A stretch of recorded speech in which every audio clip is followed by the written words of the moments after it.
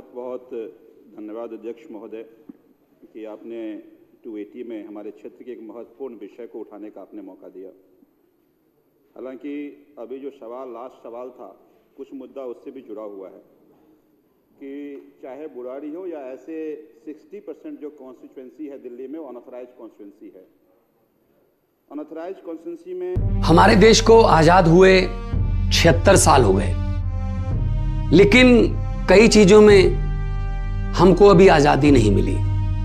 जैसे कि सरकारी दफ्तरों में दुश्वारियां, परेशानियां, बदइंतजामियां। हमने आजादी की जंग इसलिए लड़ी थी ताकि हमारी आने वाली पीढ़ियों की जिंदगी आसान हो सके, ना कि इसलिए कि वो जगह जगह पर सरकारी दफ्तरों में धक्के खाएं, परेशानियों का सामना करना पड़े। शहीद आजम सरदार भगत सिंह जी के सपनों को साकार करने के लिए पंजाब सरकार ने फैसला किया है कि पंजाब के लोगों को अब सरकारी दफ्तरों के चक्कर नहीं लगाने पड़ेंगे, बल्कि सरकारी दफ्तर खुद चल के लोगों के घर पर आए।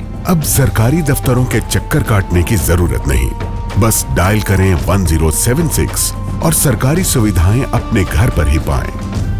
पंजाब की भगवंत मान सरकार आपके द्वार।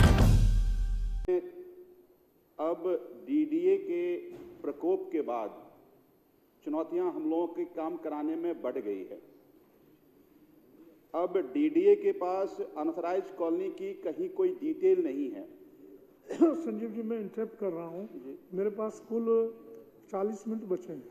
मैं चाहता हूँ 10 के 10 जो लिखा है वो पढ़ दीजिए। मैं जितना लिखा उतना ही पढ़ देता हूँ। वो पढ़ दीजिए, बस वही पढ़ रहा हूँ ताकि वो विषय की समझ ठीक से हो पाए।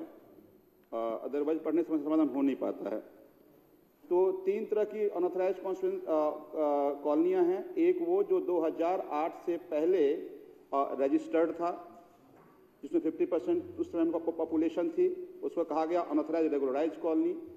फिर 2015 में जो जीएसडीएल के मैप को मिली, तो 2015 तक जो कॉलोनियाँ हैं वहाँ पे काम काज हो रहा था। 15 के बाद जो एक्सटेंशन हुआ है, उस एक्सटेंशन में डेवलपमेंट का कोई प्लान नहीं है। अब समस्या ये आ रही है कि अगर कहीं किसी को बिजली लगाना है तो डीडीए कहती है कि हमसे एनओसी लो। अब डीडीए के पास एनओसी लेने जाएं तो डीडीए कोई रिकॉर्डिंग एनओसी देगा किस बिहाफ पे? तो अब सभी बसी बसाई कॉलोनी में लोगों को बिजली की समस्याएं हो गई हैं। हम ट्रांसफार्मर नहीं लगा पा रहे हैं, लोगों को कनेक्शन नहीं मिल पा रहा है। तो इससे लोगों में बड़ा उफावों की स्थिति है। हमने इस बात का जानकारी एलजी साहब से मिलकर के दिया था। हमने डीडीए वीसी को भी कहा था और मैंने एनडीपीएल के सीईओ से भी मिलकर कहा था, लेकिन इसका कोई समाधान नहीं निकल पा रहा है। तो इसका आपके माध्यम से मैं माननीय मंत्री जी कहना चाहता हूं कि इस पर कोई ठोस समाधान निकाला जाए। और दूसरी चुनौती ये है कि आज 2015 के बाद जो कॉलोनियां हैं वहां पे आप जैसे अभी भाई कह रहे थे, जीएसडीएल के मैप में है नहीं, तो वहां हम ना तो पाइपलाइन बिछा सकते हैं, ना गलियां बना सकते हैं। अब वहां पे हर बरसात में वो वहां के लोग फुटेज वीडियो डालते हैं और कहते हैं देखो जी पानी भरा पड़ा है और हम चाह के भी कुछ नहीं कर पाते हैं।